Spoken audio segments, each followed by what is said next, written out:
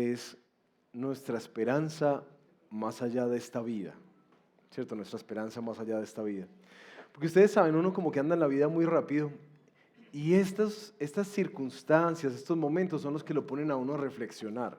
¿Sí? Cuando te toca ir al velorio, cuando toca ir al entierro, como que eso es lo que de alguna manera como que te despierta y te pone a pensar, oíste, ¿verdad? ¿Qué más hay? ¿Qué más hay? De resto, estamos muy ocupados en la vida tratando de mirar cómo seguimos tanqueando mientras la gasolina sube, los impuestos suben, el mercado sube y uno como tratando de sobrevivir. Básicamente de eso se ocupa muchas veces la vida, de poder sobrevivir. Pero estos momentos son muy claves para hacernos esta pregunta existencial. ¿Cuál es tu esperanza más allá de esta vida? Y quisiera devolverme un poco siendo consciente de que entre nosotros tenemos diferentes perspectivas, que de hecho quienes ya peinan canas, quienes están en la época de los millennials como yo, quizás tenemos una perspectiva diferente a la que tienen los más jóvenes. Y no quisiera dar por sentado que todos tenemos la misma idea de que iremos al cielo con el Señor. De hecho, hoy quiero redefinir un poco esta idea y aclararla. Porque al hablar con los jóvenes, de hecho al ver a mis primos más jóvenes, no sé si ustedes se han percatado de que los jóvenes como que cada vez tienen menos esperanza hacia el futuro. Esta idea de una vida después de la muerte es una cosa como que ya errada. Y eso que le pasa a uno en los funerales de que todos nos abrazábamos y no, él está mejor, ella está mejor, está con Dios, como que esta idea se va licuando en el tiempo y las generaciones más jóvenes no tienen tanto esa idea, no la tienen por tradición, pero no hay una convicción sobre ella. Y yo quisiera, en verdad, animarlos porque las escrituras, especialmente el Nuevo Testamento, una de las cosas que más se convierten en el aliciente para vivir en esta vida, para perseverar, para tomar decisiones difíciles, es particularmente nuestra recompensa en la vida venidera, nuestra recompensa cuando Cristo venga. Así que estamos hablando hoy de una doctrina esencial para la fe cristiana. Sin embargo, quiero devolverme un poco para ver cuáles son las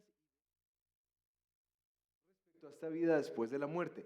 Porque sí quiero que tú, si llevas muchos años y para ti este tema de que vamos a estar con Dios y del cielo, la renovación de las cosas, ha sido algo que tú has abrazado, que también puedas tener claridades y de las diferencias que hay en las diferentes posturas frente a la vida después de la muerte. He estado en estos días curioseando acerca de religiones en el mundo, leyendo diferentes cosas del budismo, del hinduismo, del islam y demás. Y quería compartirles algo de lo que estas religiones, porque básicamente es lo que le ha dado forma a nuestra interpretación de la vida después de la muerte, ¿qué es lo que se tiene en mente?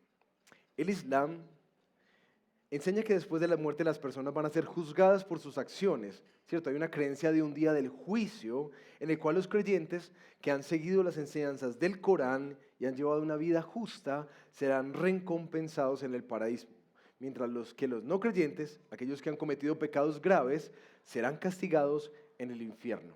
Esa es la idea del Islam. En el judaísmo me sorprendió encontrar que hay diferentes lecturas acerca de la vida después de la muerte.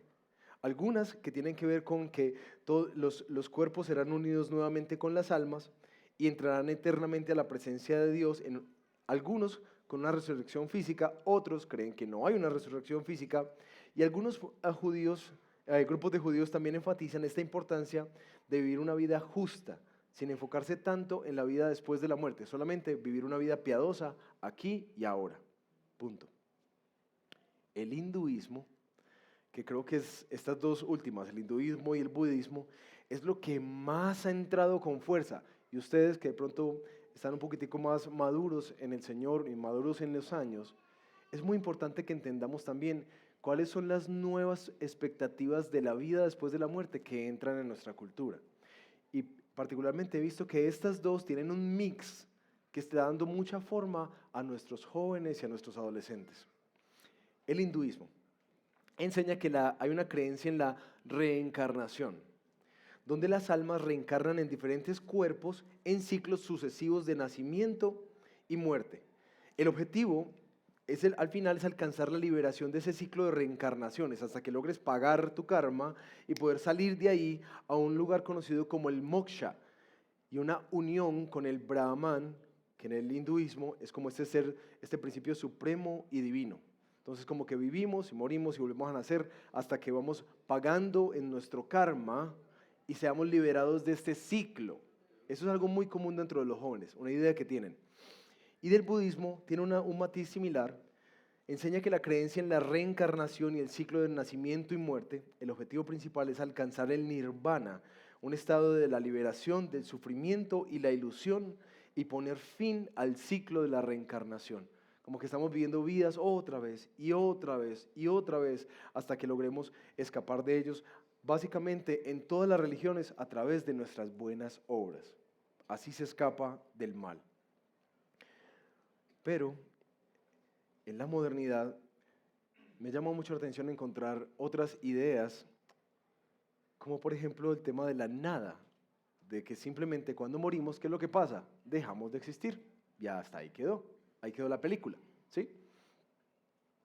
O algunos otros con estas ideas del metaverso, de los múltiples universos y la física cuántica, como la continuidad de la conciencia, sin necesidad de un ser físico, la conciencia como que continúa simplemente siendo energía o siendo espíritu, pero no dicen en ningún lugar o cosas. Y la última, que es la más moderna y ante la oleada que nos ha llegado de noticias sobre la inteligencia artificial, es esta idea de que se cree que el ser humano puede instalarse, ¿cierto?, en una inmortalidad digital, ¿cierto? Y guardar sus memorias, como guardar la esencia del ser en un dispositivo, ¿cierto? Y hay bastante trabajo al respecto de esto.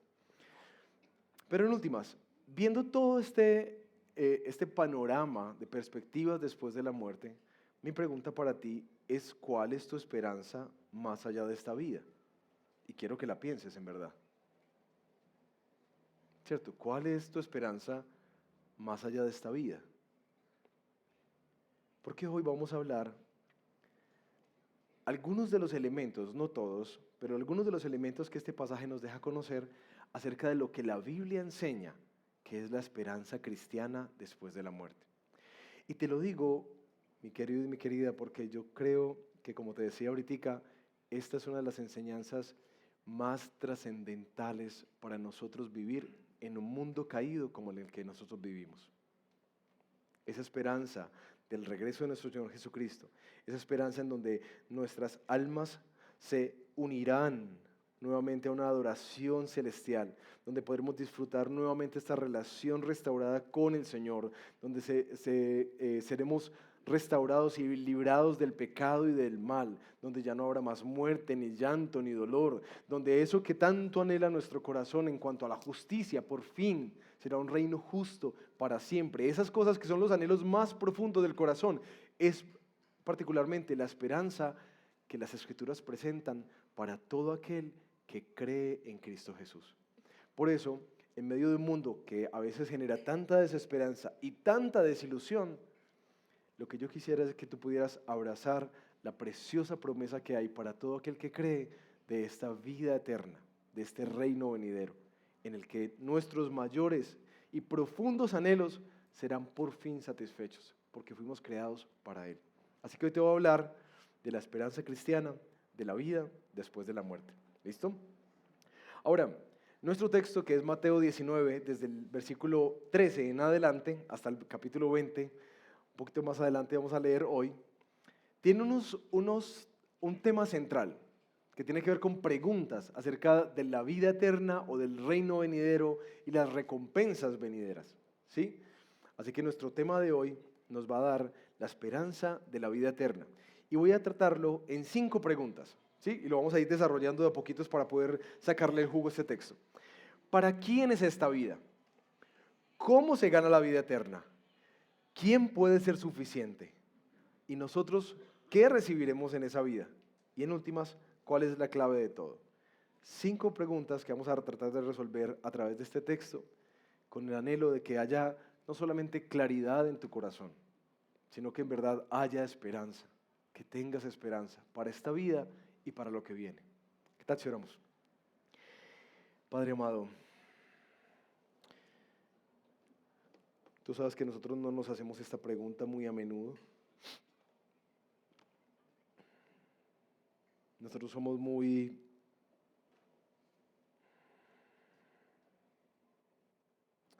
inmediatistas, vivimos en el hoy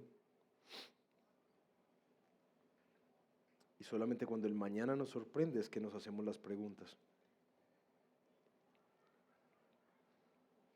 Pero Padre, tu palabra ha dejado tan claro cuando uno ve las cartas pastorales de Pablo, de Juan, de Pedro, Santiago. En todas aparece esta idea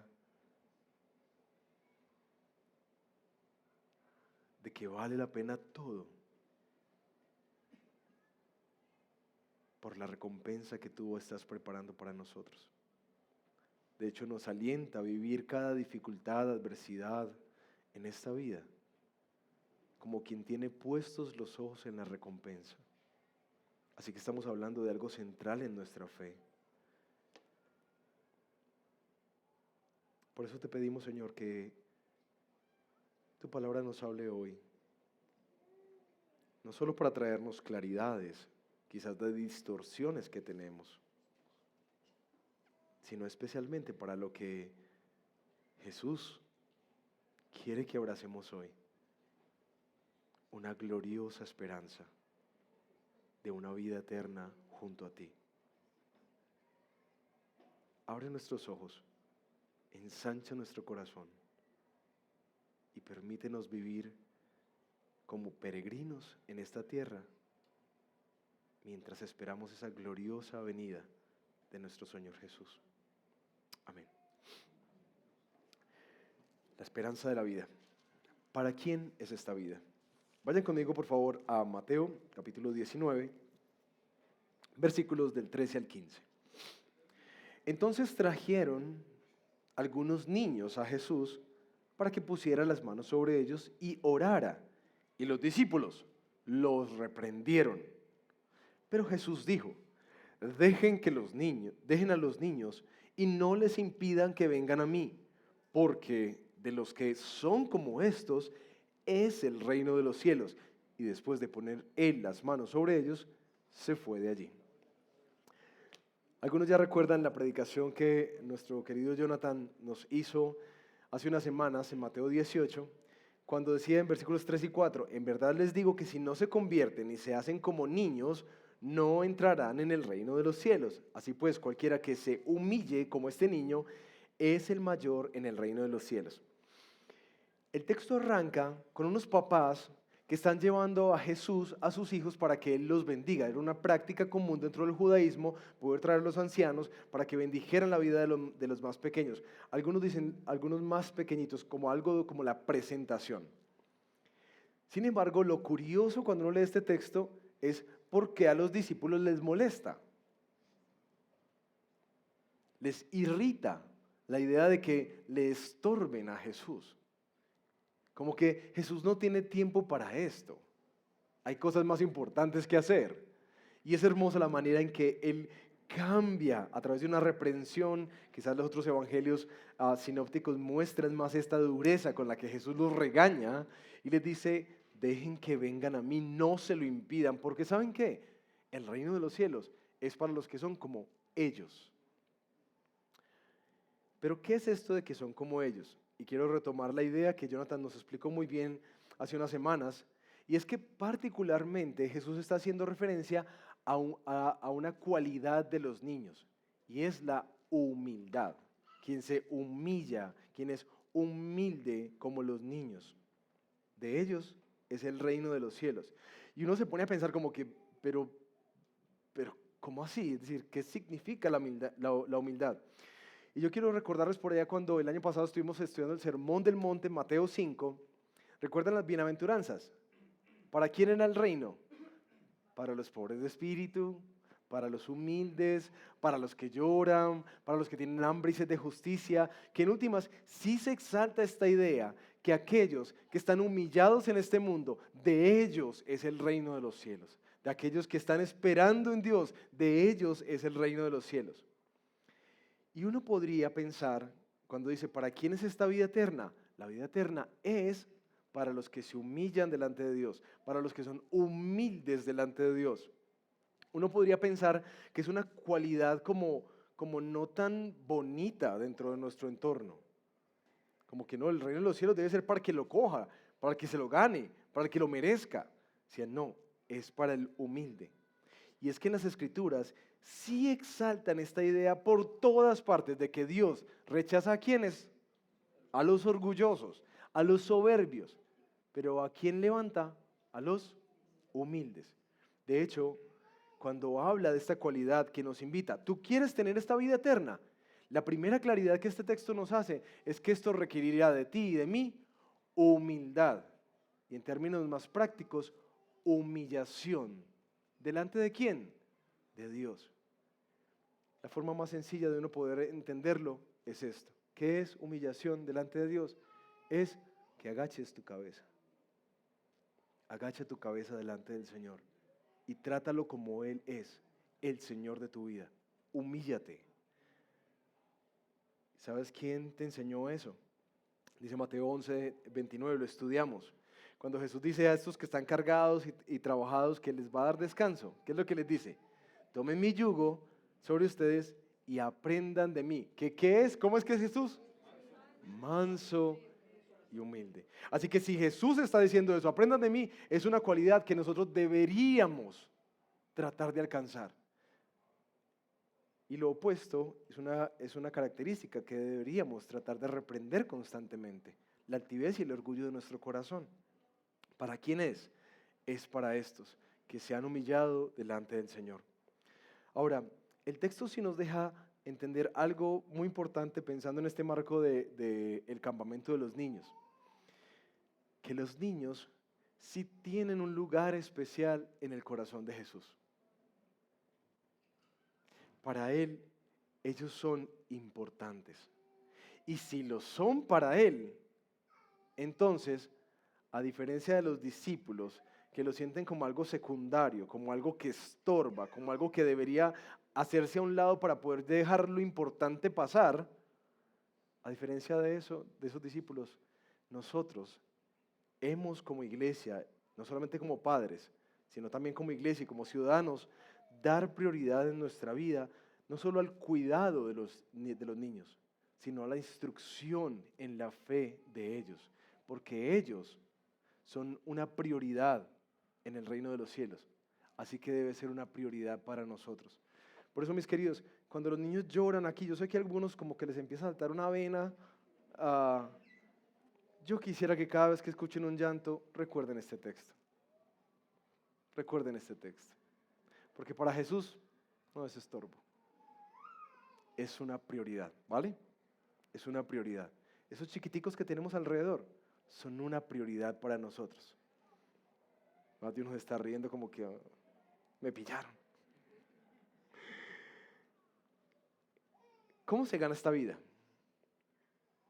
Y si hay algo que es muy claro para nosotros, es que fuimos criados en esta idea de los méritos y de las recompensas. Entonces, lo que usted haga, eso es lo que usted va a obtener. Lo que se siembra, se cosecha. Así que vivimos en una meritocracia constante. Pero cuando traemos esa pregunta, bueno, entonces si esa vida es tan importante, es tan gloriosa, tan preciosa, requiere la humildad de un niño que se rinde a los pies del Señor, ¿cómo la ganamos? Y creo que todos nosotros fuimos criados en esta idea que todas las religiones del mundo tienen, que en últimas lo que tú hagas es lo que va a determinar lo que tú ganes, ¿cierto? Ahora, la razón por la que quise darles un panorama acerca de diferentes perspectivas religiosas sobre la vida después de la muerte es que yo creo que nosotros, aunque somos cristianos, algunos de ustedes por mucho tiempo, tienen esta distorsión de que esta vida se gana por obras. ¿Sí? De hecho, muchos tienen esa inseguridad a veces en el corazón de que si hoy saliendo de la casa le pegué un grito a mi hijo, le pegué un grito a mi esposa o maltraté a un empleado, mejor dicho, no me comporté como nada como Jesús. Y yo pasando la calle, ¡pum!, me levantó un bus. Yo creo que muchos aquí en la iglesia tienen esta idea de que entonces no irán a donde el Señor. Porque sus obras en el último momento no fueron acordes. Entonces, se perdió. Que eso es como los seguros de los carros o las prepagadas y el pago de la EPS. Que si usted no está al día, no lo cubrió. ¿Cierto? Y queridos, en serio, he escuchado mucho eso dentro de la iglesia. Mucho. Y espero que hoy traiga esto descanso a tu corazón. Vamos a leer lo que sigue en el versículo 16, que es un encuentro que le va a dar forma a todo el resto de nuestro pasaje. La famosa historia del joven rico. Y un hombre se acercó a Jesús y le dijo: Maestro, ¿qué cosa buena haré para obtener la vida eterna? Jesús le respondió: ¿por qué me preguntas acerca de lo que es bueno? Solo uno es bueno. Pero si deseas entrar en la vida, guarda los mandamientos. ¿Cuáles?, preguntó el hombre. Y Jesús le respondió: no matarás, no cometerás adulterio, no hurtarás, no darás falso testimonio, honra a tu padre y a tu madre, y amarás a tu prójimo como a ti mismo. El joven dijo: todo esto lo he guardado, ¿qué me falta todavía? Jesús le respondió: si quieres ser perfecto, ve y vende lo que posees y da a los pobres, y tendrás tesoro en el cielo. Y ven, sé mi discípulo. Pero al oír el joven estas palabras, se fue triste, porque era dueño de muchos bienes. Es muy interesante que todos los evangelios sinópticos, cuando hablo de evangelios sinópticos, ustedes saben que tenemos 4 evangelios. Cuando hablo de evangelios sinópticos, estoy hablando de 3 evangelios que se escriben por los mismos lados y tienen algunos matices compartidos de las historias. Y hay uno que se escribe de forma más tardía, que es el evangelio de Juan. Los sinópticos son Mateo, Marcos y Lucas. Esos 3 evangelios comparten una similitud en esto, y es que los 3 hablan de esta historia. No todos los evangelios hablan de todas las historias, pero esta historia se registra en esos 3 evangelios. Así que parece que es una historia importante. Mateo, los otros evangelios, nos regalan algunos matices que son muy importantes para entender este encuentro. Porque nos dice Mateo nos registra que este hombre era rico. Mateo nos dice que era joven. Y también en Lucas se nos registra que él era como un gobernante, alguien prominente. Es decir, estábamos hablando de alguien muy, muy importante. Sin embargo, el Evangelio de Marcos tiene un detalle adicional muy clave. Y es que Jesús estaba caminando y llega un hombre corriendo y se arrodilla ante Jesús con una pregunta enorme: Señor, ¿qué cosa buena haré para obtener la vida eterna? Porque cuando tú te metes en ese texto y ves ese cuadro, entonces uno ve que hay cierto desespero y cierta urgencia en el corazón de este hombre. Y al lado de saber que es alguien muy importante y muy adinerado, parece que hay algo que está carcomiendo la conciencia de este hombre. Corre y se arrodilla: ¿qué cosa buena haré para obtener la vida? Ahora, este encuentro, como ven, se divide como en 2, porque él pregunta, Jesús responde, él dice: ya lo hice, y después hace la pregunta: ¿qué más me falta? Y Jesús le responde. Arrancando con esta pregunta: ¿qué cosa buena haré para obtener la vida eterna?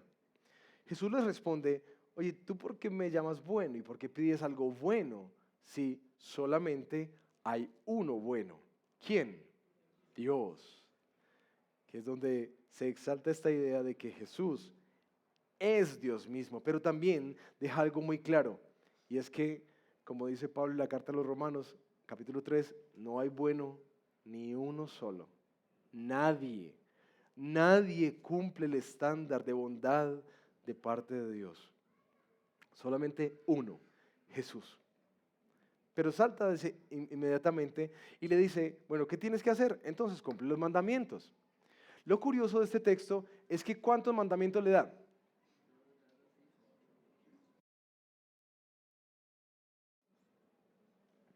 Le da, quienes conocen los 10 mandamientos, 5 mandamientos y un resumen. Es decir, quienes han estudiado este tema de los 10 mandamientos saben que Dios le dio a Moisés 2 tablas. 5 mandamientos tienen que ver con Dios, en nuestra relación con Dios. Y los otros 5 mandamientos tienen que ver en nuestra relación con el prójimo. Por eso, cuando le preguntan a Jesús cuál es el mandamiento más importante, él resume en ama al Señor tu Dios con todo tu corazón, con toda tu alma y con todas tus fuerzas. Y el segundo es igual de importante a este, que es ama a tu prójimo como a ti mismo. En eso se resume la ley: amar a Dios y amar al prójimo. Lo curioso es que Jesús, cuando le pregunta, apunta particularmente a los mandamientos que son referentes a la relación con otros. Y no para pensar, ¿por qué? ¿Y por qué voto los otros si son los más importantes? Mi teoría aquí es que Jesús está llevando a este hombre en un camino del arrepentimiento. Él le dice, si quieres ganar la vida por tu propia cuenta, guarda los mandamientos, pero guárdalos en el sentido que el Sermón del Monte nos ha dicho, completo. Jesús parece estar metiendo en primer lugar el dedo en la ley. Sin embargo, la respuesta de este hombre muestra la ceguera que tiene. Todo esto lo he guardado desde mi juventud. Y aquí uno puede ver lo peligroso que es el engaño de la religión y o de la moral. ¿Por qué? Porque sí nos da la idea de que nosotros podemos hacer algo que sea suficientemente meritorio para que Dios nos permita entrar en la vida eterna junto con Él. Este hombre dice, sí, yo eso lo cumplí. Porque cuando hablamos de ser buena persona, porque si estamos hablando de esos 5 mandamientos, estamos hablando de ser una buena persona, que no le roba a nadie, que no mata a nadie, que no mira a la doña del prójimo y demás cosas. Estamos hablando de cosas como muy morales, que en este tiempo se exaltan mucho y que nos hace pensar a nosotros que si tú te portas bien y eres una buena persona, que es lo que más se exalta en estos tiempos, una buena persona, entonces tú estás bien con Dios. Y así, como este joven rico, en este tiempo hay mucha de esta misma idea. No, es que si yo no le echo daño a nadie, el Señor me va a tener por bien y me va a recibir, ¿cierto? Si mi abuelita, que ha sido una mujer tan bella, tan preciosa, no, es que ha sido una buena mujer, una buena mamá, el Señor la va a recibir. Aquí es donde, en primer lugar, Jesús empieza a desmontar algo. Ok. Este hombre le dice, yo cumplí eso desde mi juventud. Pero ¿cuál es la pregunta que hace? ¿Qué más tengo que hacer? ¿Por qué creen ustedes que hace una pregunta como esa? Si ya él mismo se considera un buen tipo. ¿Por qué? ¿Por qué pregunta eso?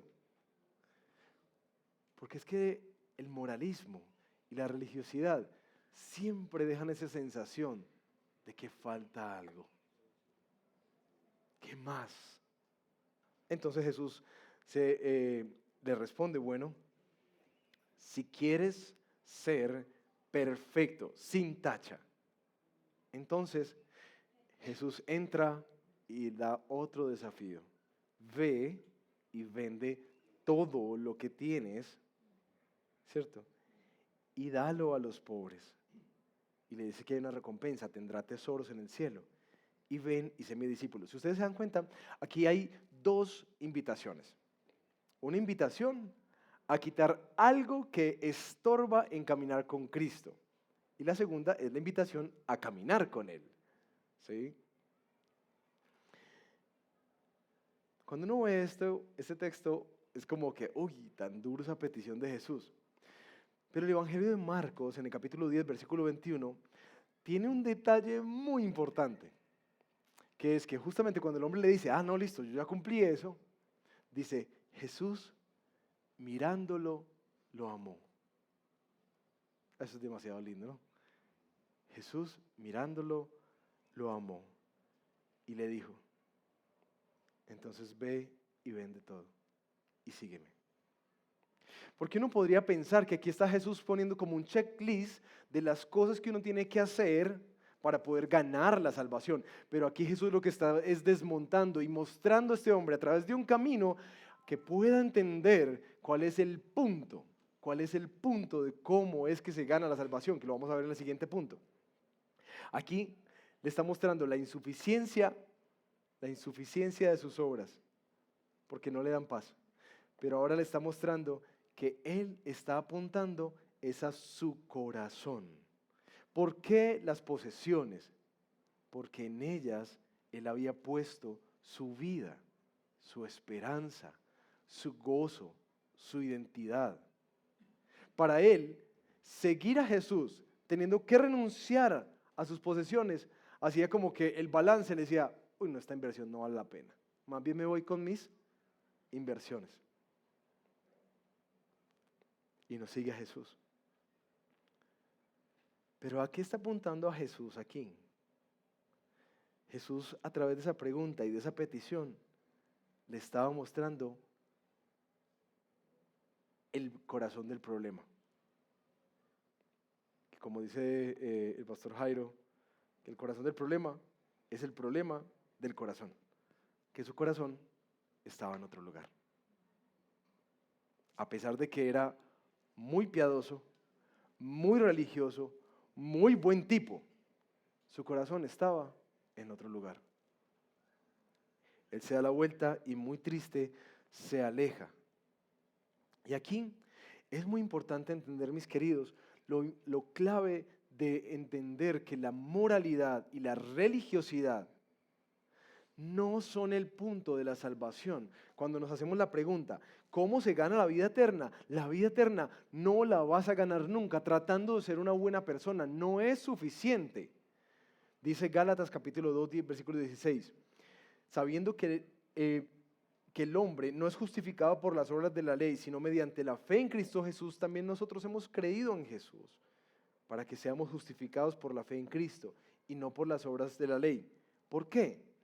Porque por las obras de la ley nadie será justificado. Romanos 3:20, porque por las obras de la ley ningún ser humano será justificado delante de Dios, pues por medio de la ley viene el conocimiento del pecado. Mejor dicho, si tú tratas de vivir tu vida con el Señor Jesús, tratando de ver qué es la lista de ser una buena persona y tratando de esforzarte en ello, ¿cierto? Aplicar tu corazón en ello, para decir, mira Señor, yo ya cumplí, con lo que te vas a topar es que no cumplís todo, que es imposible, porque la ley del Señor lo que hace es ponerse como un espejo delante de nosotros para que nos demos cuenta que nosotros en verdad necesitamos ser salvados. Necesitamos ser salvados.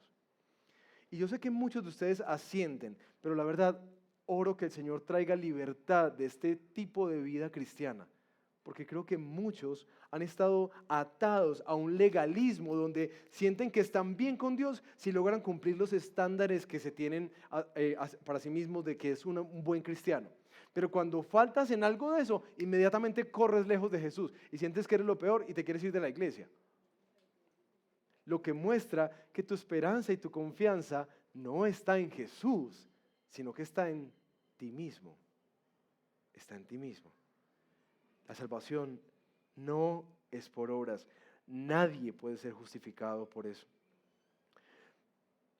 Pero ahora, nuestro texto continúa en una reflexión de Jesús hacia sus discípulos. Y vamos para la tercera pregunta. ¿Quién puede ser suficiente? Versículo 23. Jesús dijo entonces a sus discípulos, cuando el joven se fue, en verdad les digo, que es difícil que un rico entre en el reino de los cielos. Otra vez les digo que es más fácil para un camello pasar por el ojo de una aguja que para un rico entrar en el reino de Dios.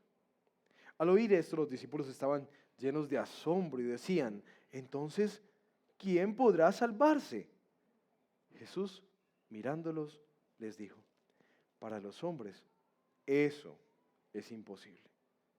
pero para Dios todo es posible. Jesús aprovecha todos los momentos como del discipulado caminando con sus discípulos y utiliza esta ocasión para enseñarles algo a ellos. Arranca con una dura declaración, porque cuando uno piensa en el Jesús que uno tiene en mente, es una declaración dura, que diga que un rico es muy difícil que entre en el reino de los cielos, que de hecho es más fácil pasar un camello por el ojo de una aguja a que un rico entre en el reino de los cielos. Es duro. Los discípulos se hacen la pregunta de, entonces, ¿quién podrá salvarse? ¿Y por qué lo ponen en general? ¿Por qué no preguntan quién los podrá salvar a ellos? ¿Cierto? Sería lo más lógico. Si está diciendo que a los ricos les cuesta mucho entrar en el reino de los cielos, que es muy difícil, pues la pregunta que deberían haber hecho es, ¿quién los va a salvar a ellos? Pero ¿por qué hacen la pregunta, ¿quién podrá salvarse? Y es que es muy clave entender el contexto de esto. Para los judíos, atestiguado en todo el Antiguo Testamento, aparecía esta promesa constante de que si nos comportábamos de forma piadosa delante del Señor, sujetos a su ley y a sus ordenanzas y a sus mandatos, había una bendición de prosperidad de parte de Dios. ¿Recuerdan eso? El Antiguo Testamento está repleto de esto. De te voy a bendecir, te voy a multiplicar tus ganados, tus tierras, tus frutos, y va a haber lluvia a su tiempo, y van a tener riquezas, y las riquezas de las naciones vendrán. Como que hay mucho de eso. Si te portas bien delante del Señor, bendición y provisión vendrá sobre tu vida. Para ellos, alguien que es rico es alguien que tiene la bendición de Dios, en primer lugar.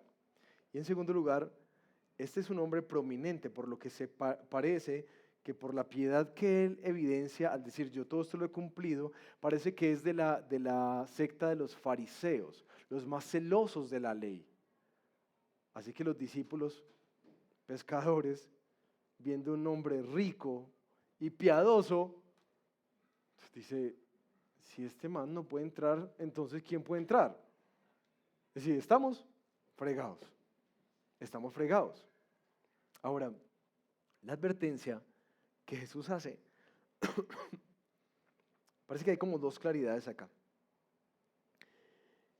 Primero les advierte acerca del tema de la riqueza. Aquí vemos que la riqueza, en últimas, es algo que está estorbando al discipulado de este hombre, a que tome la decisión que debe tomar, que es que seguir a Jesús. Jesús apuntó allá porque vio que ahí estaba el problema de su corazón.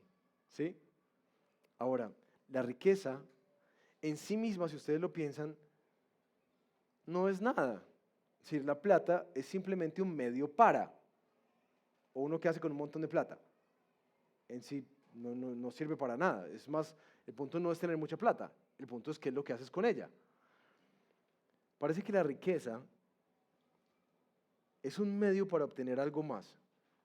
Y no sabemos, porque el texto no nos lo dice, qué era lo que la riqueza le estaba dando a este joven. Seguridad, identidad, control, gratificación, no sabemos. Pero lo que sea, eso se había convertido en algo más importante que seguir a Jesús. Tanto que dijo, uy no me quedo con esto. Dice Pablo en la carta a la primera de Timoteo, capítulo 6, versículo 9, que sí hay algo que nosotros tenemos que tener cuidado, particularmente cuando buscamos enriquecernos. Porque los que quieren enriquecerse caen en tentación y en lazos y en muchos deseos necios y dañosos que hunden a los hombres en la ruina y en la perdición. Porque la raíz de todos los males es el amor al dinero, por el cual, codiciándolo algunos, se extraviaron de la fe y se torturaron con muchos dolores. Si hay algo particular que de la riqueza advierte Jesús, y es ten cuidado. Y creo que es muy clave para nosotros que tanto anhelamos que el Señor nos prospere, que nos vaya bien en los negocios, como que ten cuidado, porque eso puede ser muy peligroso para tu corazón, puede ser un lazo, un lazo. Pero ¿será que el texto apunta solamente a las riquezas? ¿Será que la riqueza es lo único que nos estorba para seguir a Jesús en la vida? No, ¿cierto que no? Hay muchas más cosas, por eso tendríamos que ampliar en los obstáculos que tenemos para cuando Jesús nos dice, ve y niégate a eso, renuncia a eso, deja eso y sígueme. Y uno dice como que, uy, no. Cosas como la comodidad, el placer, la belleza, la vanidad, el ego. Ahora sí vemos que hay muchos obstáculos para nuestra vida, cosas que nos cuesta dejar atrás para poder seguir a Jesús. Porque en últimas, sí quiero hacer esta claridad de que Jesús no está diciendo que todas las personas pobres van a entrar y ninguno de los ricos podrán entrar. ¿Por qué? Porque como dice Donald Carson, eso excluiría a Abraham, a Isaac, a Jacob, que estaban tapados de plata. ¿Sí me entiendes? Pero también al rey David, a Salomón y hasta José de Arimatea en el Nuevo Testamento, junto con otros ejemplos. Entonces el punto no es la riqueza. Entender que no es que Jesús siempre pida un voto de pobreza a cada persona. La cosa es que para este hombre en particular, ahí estaba el problema de su corazón. ¿Sí? Y quizás nosotros necesitemos revisar dónde está el nuestro. Porque en últimas, queridos, ¿qué es lo que este hombre no está viendo? Este hombre parece que le cuesta ver a Jesús. ¿Y quién es él? Parece que lo ha visto como un hombre bueno, un maestro digno de poder ser escuchado y seguido. Pero creo que a este hombre le faltó ver algo de lo que Pablo ve por allá en Filipenses capítulo 3, versículo 8 y 9. Cuando dice, yo estimo como pérdida todas las cosas en vista del incomparable valor de conocer a Cristo Jesús, mi Señor. Por él lo he perdido todo y lo considero como basura a fin de ganar a Cristo y ser hallado en él. El punto no son los tesoros y las recompensas. Lo que este hombre no estaba viendo era quién era Jesús y lo que él podía darle, lo mismo que le dice a la samaritana. ¿Quién era este hombre que le estaba pidiendo? Porque si él pudiera comprender quién es el que lo está llamando, en últimas no importa que él me diga, no, venda eso y déselo a los pobres y tendrás tesoro. No, lo que importa es que el tesoro es Jesús. Él es el tesoro, no las recompensas. El punto del texto no es como que, bueno, sacrifica que allá vea, esa chequera va subiendo y esos bancos van creciendo. El punto no es ese, porque el punto es Jesús mismo. Él es el mayor tesoro, como lo dice Pablo, el que hace que todo lo demás se considere como basura. Me encantó una frase que encontré de Spurgeon que decía, ¿qué tenemos cualquiera de nosotros que perder por Jesús en comparación con lo que ganamos en Él? ¿Qué tenemos que perder? ¿Qué se sentiría como una pérdida en comparación con el privilegio de tener a Cristo? ¿Qué? Nada. Ese es el punto de este encuentro. Ahora, la respuesta de Jesús es hermosa. Porque en últimas estos discípulos sí se dieron cuenta que este llamado al discipulado es una cosa muy costosa, muy difícil. Así que ellos hacen la pregunta, ¿quién se puede salvar? Entonces, ¿cómo es que lo vamos a lograr? Y ahí es donde Jesús dice, lo que es imposible para los hombres es posible para Dios. Es posible para Dios. ¿Qué es lo que le está diciendo Jesús a sus discípulos? Eso que ustedes ven es muy difícil. Es muy difícil que un rico entre. Y podríamos aumentar la lista. Es muy difícil alguien que viva para sus placeres, para sus deleites, para su agenda. Alguien que es egocéntrico, en la forma en que vive su vida, alguien que vive solamente para su felicidad. Y súmale la lista. Alguien que vive solamente para recibir aprobación, para buscar su identidad en otras cosas. Es muy difícil para alguien que no ha podido ver a Jesús poder decir, renuncio a todo esto para seguirlo. Entonces, ¿cómo es que es posible para Dios?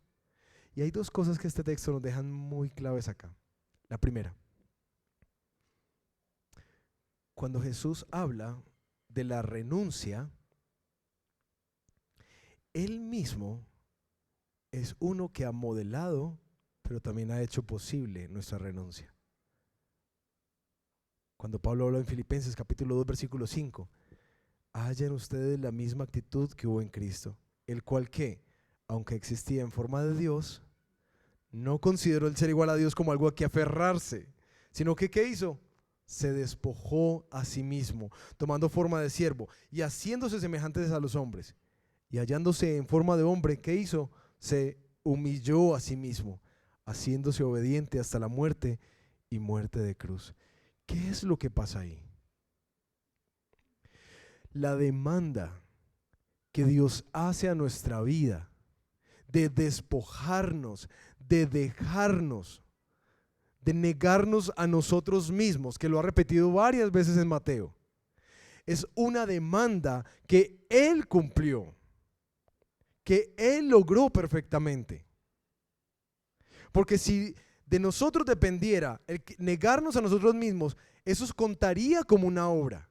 Cuando Jesús dice, lo que es imposible para los hombres es posible para Dios, es porque Él lo hace posible, no porque Él haga algo para que nosotros empecemos en verdad a vivir una vida despojada completamente y lo logremos al punto que Él lo demanda de nosotros. En esta vida no lo lograremos hasta que Él venga y remueva completamente el pecado.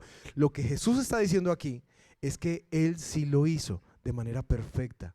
Él sí renunció a todo. Cuando nosotros ponemos nuestra fe en Él, nos unimos a una perfecta obediencia a Dios. Toda la vida justa que Dios demanda ha sido cubierta por Cristo, y gracias a Él es que es posible que pecadores como este hombre y como nosotros podamos entrar. Pero lo otro que este texto esconde acá, que me parece muy especial, es que en últimas la salvación de este hombre es imposible para él, pero no para Dios. Uno, porque Cristo cumplió lo que Dios pidió. Pero dos, por una doctrina que quizás no hemos explotado lo suficiente y explicado lo suficiente, de la gracia irresistible. En membresía la han venido estudiando, que es que nosotros, en últimas, estamos muertos en nuestros delitos y pecados. Nosotros estamos lejos de Dios, nuestra naturaleza está corrompida. Por eso nos cuesta tanto obedecer lo que Él nos pide. Pero su palabra dice que Él envía su Espíritu, que hace una regeneración en nosotros y produce una respuesta. Nosotros que estábamos muertos, somos levantados para poder escuchar la voz de Dios y obedecer la voz de Dios. Una regeneración. Esa es la doctrina que llaman la gracia irresistible, que aquellos a quien Dios eligió de antemano, Él los llama y Él mismo garantiza que ellos respondan a la fe. Por eso es que Jesús está diciendo, es que esto en verdad es imposible, que muertos se levanten para responder este llamado. Pero gracias al Espíritu que renueva y regenera nuestro corazón, es que cada uno de los que han aceptado a Jesús como Señor, somos ahora creyentes. No creas que tú llegaste aquí a seguir a Jesús y a amarlo y a atesorarlo porque tú tenías una mejor voluntad, porque tú tenías un corazón más dócil o más mansito, porque tenías un trasfondo religioso. No, mi hermano y mi hermana, tú eres una obra sobrenatural de Dios, tú eres un milagro de Dios. Cuando alguien se levanta dentro de los muertos, se da cuenta de su pecado y corre hacia Jesús, eso es un acto sobrenatural. Sobrenatural. Eso es imposible para los hombres, es imposible para ti y es imposible que tú lo hagas producir en otra persona. No puedes hacerlo Por eso cuando compartes tu fe con un hermano, una hermana, una familia, un familiar, tú tienes que depender profundamente del Espíritu, porque a ti no se te ha dado la capacidad ni el poder de convencer ningún corazón. Eso es una obra sobrenatural de Dios. Esa es la gracia irresistible, que cuando su Espíritu viene y hace la obra, nosotros respondemos. Eso es. Por último, llega esta pregunta como que, bueno, Pedro que siempre hace preguntas. Versículo 27. ¿Nosotros qué recibiremos en esta vida? Vayan conmigo. Entonces Pedro le respondió, mira, nosotros lo hemos dejado todo y te hemos seguido. ¿Qué pues recibiremos? Jesús le dijo, en verdad les digo que ustedes que me han seguido en la regeneración, cuando el Hijo del Hombre se siente en el trono de su gloria, ustedes se sentarán también sobre 12 tronos para juzgar a las 12 tribus de Israel. Y todo el que haya dejado casas, o hermanos, o hermanas, o padre, o madre, o hijos, o tierras por mi nombre, recibirá 100 veces más. Oiga esa inversión. Y heredarán la vida eterna. Pero muchos serán últimos y los últimos primeros. La pregunta de Pedro muestra el interés, y de hecho no es una pregunta piadosa, porque Mateo nos va a mostrar enseguida en la próxima semana como otros discípulos se acercan también a pedir como que, hey, Señor, ponernos a la derecha y a la izquierda, como que están distorsionados. Ellos todavía están con esta mentalidad del CBY, ¿cierto? ¿De qué es lo que yo voy a ganar aquí? Yo ya tomé esta decisión, yo ya dejé todo, yo ya te seguí, entonces ¿cómo voy yo ahí? ¿Cierto? ¿Qué es lo que me toca a mí? La respuesta de Jesús es, curiosamente, no los regaña, yo los había regañado, sino que les dice, en la regeneración vendrá la recompensa. Y aquí hay unas claridades como claves de cuándo es que pasa nuestra recompensa, cuándo es que Dios promete recompensarnos a nosotros. En la regeneración, es decir, en el nuevo nacimiento, en la nueva era, en el próximo mundo. Esa es la esperanza cristiana. Nosotros no se nos ha dado una promesa de que nuestra vida tendrá plenitud y satisfacción completa en este tiempo. Todas las promesas del Señor de completar todo lo que nuestro corazón anhela está cuando Él venga. ¿Y de qué se trata la recompensa? Y aquí hay dos cosas. Quedará 100 veces más. ¿A qué se refiere eso? Como que, bueno, si entonces yo vendí un carrito y lo invertí, entonces voy a tener 100 carros más. Y si yo dejé una casita y lo invertí, entonces voy a tener 100 casas más. Entendiendo el contexto de la riqueza, ¿ustedes creen que Jesús está hablando de eso? ¿Cierto que no? Bueno, ojalá, para que no tengan esta teología de la prosperidad de, Señor, ahora mismo yo reclamo los 10 carros que me diste, no, los 100 carros que me diste que voy a tener, sí, para que no tenga más distorsiones. ¿Qué dice? Que en últimas, entre líneas, está mostrando que lo que nosotros sacrificamos por Cristo aquí es nada comparado con lo que Él ha prometido para nosotros allá. Ese es el punto. Que tú vas a sentir como que, esta inversión fue muy grande. No. Vas a sentir que todo valió la pena. Pero no por el anhelo de, no, siquiera aquí no, yo que estaba tan arrastrado acá, y así voy a andar, espero montado. No es el punto. El punto es que uno siente que en verdad lo que Dios pide acá es algo muy pequeño comparado con lo que Él ha preparado para nosotros. Que esta plenitud, esta unión, esta paz sobrepasa por mucho, 100 veces más lo que nosotros sacrificamos por seguirlo a Él. Pero la otra recompensa es que recibirán la herencia de la vida eterna. Ahora, es importante dividir las dos cosas porque están hablando de dos cosas distintas. Porque no quiero, como es nuestra mente y ya está en nuestro corazón, que sientan que si sacrificamos algo por el Señor, entonces por eso es que vamos a ser tenidos en cuenta. Porque aquí está diciendo, nosotros recibimos la vida eterna solo por seguir a Jesús, solo por arrepentirnos de nuestros pecados y volvernos de todo corazón a abrazar su sacrificio y seguir nuestra vida como Él siendo el Señor de ella. Por eso es que tenemos herencia y vida eterna. Sin embargo, las recompensas sí se dan, y eso es un tema emocionante para estudiar en las Escrituras, sí se dan por esas decisiones que hemos tomado sacrificialmente para honrar al Señor con nuestra vida. El Señor dice que lo que sacrificamos en este tiempo y en esta vida para honrarlo a Él, para su gloria, para el avance de su reino, sí tiene recompensa. Entonces, entramos a la vida eterna por gracia, porque Él nos ha llamado, nos ha traído hacia Él y nos ha puesto en la relación correcta con el Padre. Pero somos recompensados y galardonados por la manera en que vivimos en esta vida. Eso sí es muy, muy clave, que quizás a veces no lo entendemos. Si hay galardones que son correspondientes a la manera en que vivimos en esta vida. No que nuestra vida eterna esté supeditada a esto, porque solamente está supeditada a Jesús y a su obra expiatoria por nosotros. Pero las decisiones difíciles que tú tomas por honrar al Señor serán recompensadas. Es muy lindo escuchar eso, es muy lindo entenderlo, porque aquí se siente mucha pérdida, pero hay mucha ganancia en el Señor. En últimas, ¿cuál es la clave de todo? Y aquí aparece una parábola en el capítulo 20,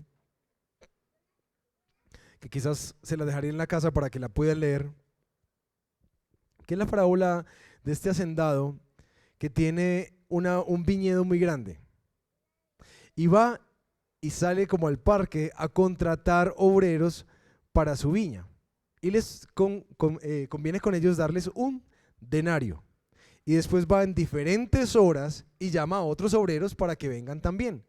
Al final del día, ya cuando falta una hora para que se acabe el día y se cierre el negocio, él va y busca y encuentra a unos que están por ahí y les dice: ¿ustedes por qué no están haciendo nada? Y dice: porque nadie nos ha contratado. Entonces no vayan también. Entonces en la parábola, al atardecer, el señor de la viña dijo a su mayordomo: llama a los obreros y págales su jornal, comenzando por los últimos y terminando con los primeros.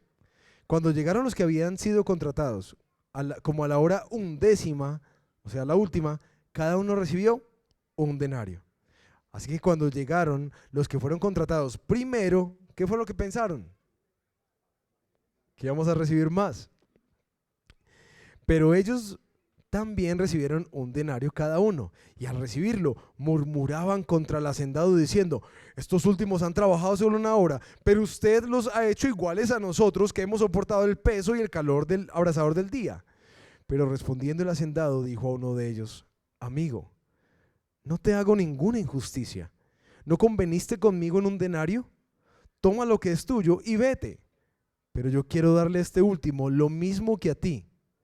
¿No me es lícito hacer lo que quiero con lo que es mío? ¿O es tu ojo malo porque yo soy bueno? Así los últimos serán primeros y los primeros últimos. En esta parábola, Jesús parece hacer una claridad de cómo funciona este tema de la recompensa. Y aquí, 3 cosas que tenemos que recordar claves. Primero, el Padre es el que nos llama. No hay nada en nosotros que nos haga mejores que otras personas. Es por su voluntad, una elección incondicional, que Él nos llama a una relación con Él. Como dice Juan 6:44, nadie puede venir a mí si no lo trae el Padre que me envió, y yo lo resucitaré en el día final. Nadie viene a Jesús sino porque el Padre mismo lo llama. Y este es un Padre que, como vemos en esta parábola, en todo tiempo, ¿qué está haciendo? Invitando, invitando, invitando. 2, el Padre es quien nos recompensará, pero lo hará según su bondad, su gracia. Y aquí el texto arranca como al revés, mostrando primero que los últimos, que debieran haber recibido cualquier cosita, se les da muchísimo más de lo que merecen, porque es una gracia sorpresiva que siempre nos va a dar mucho más de lo que nosotros podríamos merecer. Pero también cuando los otros vienen y nosotros decimos: uy, no, nosotros que la sudamos tanto, aquí sí nos va a ir mucho mejor. Y aquí nos muestra también que su gracia y su recompensa es soberana, que Él da como quiere y a quien quiere según su buena voluntad, que no hay nada en nosotros que podamos decir que Dios ahora nos debe algo, que todo lo que nosotros recibimos y recibiremos de Él es un acto de su gracia. No depende del que quiere ni del que corre, sino del que Dios tiene misericordia, como dice Romanos 9 o Efesios 2, porque por gracia ustedes han sido salvados por medio de la fe. Esto no procede de ustedes, sino que es un regalo de Dios, no por obras, para que nadie se gloríe. En conclusión, comenzamos hablando de la vida eterna, de la esperanza que albergamos. Y quisiera volver a los mismos puntos para que nos quede claro. ¿Cómo se gana la vida? No es por obras, no es por religiosidad, no es por la buena moral, es solamente por la obra de Cristo. Entonces, ¿qué hay que hacer? Primero, Dios sí demanda de nosotros una renuncia. Una renuncia. Sí hay cosas que estorban en nuestra vida para seguir a Jesús. Y creo que el Señor ha venido hablando a tu vida de qué es. Estas no son pagos que tú hagas para ganar la salvación. Estos no son adelantos que tú haces para la vida eterna. Esto es lo que te quita los estorbos para poder construir aquello que Cristo te está llamando a construir, una relación profunda con Él, una relación en donde tú con humildad y en humillación lo sigues como tu Señor y como tu Salvador. ¿Qué hay que hacer? Rendirse a Cristo, seguirlo a Él. Entonces, ante la pregunta de lo difícil que es esto, muchas veces para nosotros o aún para personas que quisiéramos que llegaran a conocer al Señor, ¿quién puede salvarse? Recuerda, es imposible para un ser humano lograr esa salvación. ¿Y qué es lo que usted está diciendo? Que tú y yo y todas las personas a tu alrededor necesitamos a un Salvador. Alguien que cumpla lo que nosotros no pudimos cumplir, alguien que pague lo que nosotros no pudimos pagar, pero sobre todo, alguien que tenga el poder suficiente para hablar y darle vida a un corazón que constantemente se resiste a Él. Eso es lo que Dios hace. Eso es lo único que Dios puede hacer y que nosotros no podemos hacer en nuestra vida. Él es el único que tiene poder para hacer estas cosas. Y quisiera animarte, especialmente si tienes personas como yo, en ese momento con mi familia, que anhelamos que conozcan al Señor y que las celebraciones fúnebres sean cambiadas por un tono de gozo, porque ahora parten al lugar que Dios ha preparado para ellos. Yo quiero que descanses en eso, lo que ha sido imposible para ti, con tus hijos, con tu familia, con tus amigos. Recuerda, es posible para Dios. Eso lo abrazo y lo agarro y lo atesoro en mi corazón, que es posible para Dios salvar a mi abuela, al tío de Sari, a mi familia, a mis primos, así como los familiares, amigos que tienes en tu corazón. Es posible para Dios. ¿Y nosotros qué recibiremos? Mis queridos, algo que deja claro esto es que cualquier cosa que nosotros recibamos va a ser única y exclusivamente por la gracia del Señor. Por la gracia del Señor, que soberanamente te llamó cuando tú ni siquiera lo estabas buscando y que te llama a renunciar preparando tesoros, galardones para ti, mostrándote que en últimas cualquier cosa que se sume, como dice en el Apocalipsis, esas coronas serán tiradas y arrojadas cuando tú veas al Cordero, porque Él lo vale todo. Él es nuestro mayor tesoro. Él es nuestra mayor recompensa. Y oro que tú puedas ver y disfrutar cada vez más a Jesús de esa manera, como quien es suficiente para ti. No lo que Él da, sino lo que Él es. ¿Cuál es el punto? La salvación es un regalo libre de la misericordia de Dios, completamente desprovisto de cualquier mérito humano. Y mi invitación para ti hoy es: recíbelo, recíbelo. Porque este Padre es como el hacendado que sigue llamando y sigue llamando y sigue llamándote para que vengas a trabajar. Así sea a la última hora. Nunca es tarde para el Señor. Nunca es tarde. Cierra tus ojos un momento y vamos a orar.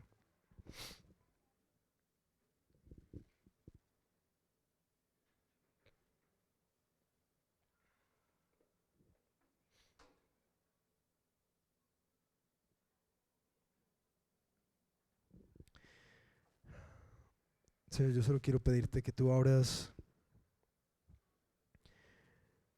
nuestros ojos para ver más a Cristo. Nosotros atesoramos tantas cosas en esta vida y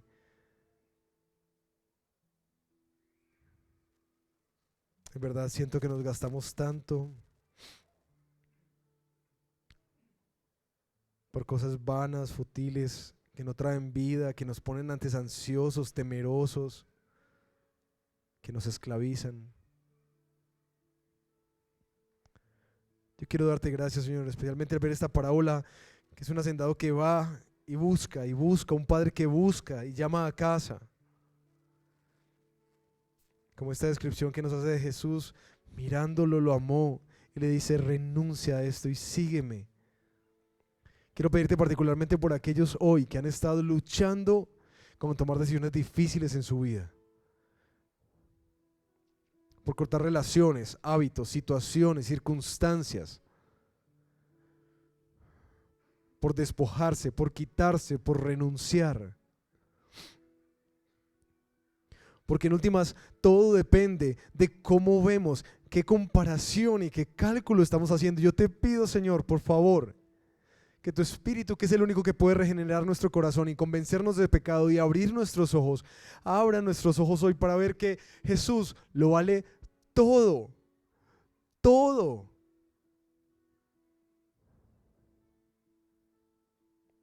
Señor, ayúdanos a entender que lo que estamos buscando y anhelando está en ti.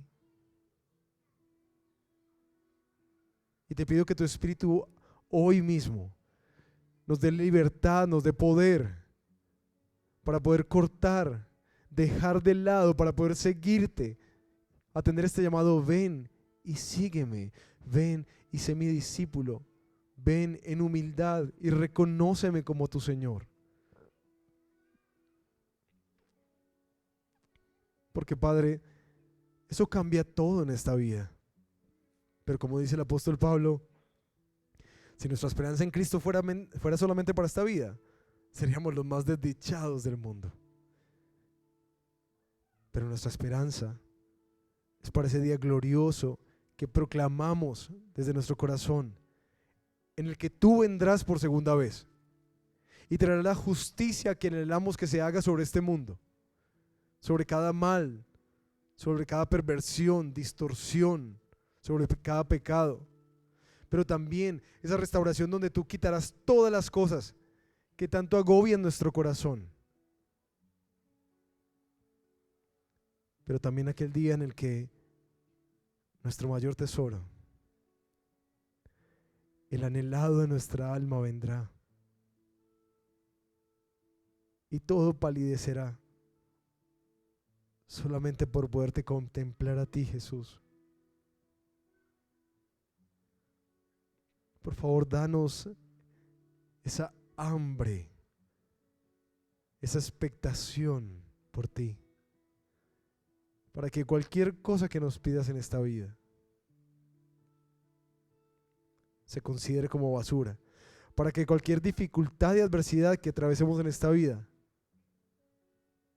se considere como algo pequeño, insignificante, para que cualquier desafío que tú pongas, cualquier llamado hacia el ministerio, hacia la vocación, hacia la vida en Cristo, hacia la renuncia y el sacrificio para invertir nuestra vida, nuestros recursos, nuestro tesoro, nuestro tiempo, para que cualquier cosa, Señor, palidezca a la luz de la incomparable recompensa que tú has prometido para todo aquel que cree en Cristo Jesús.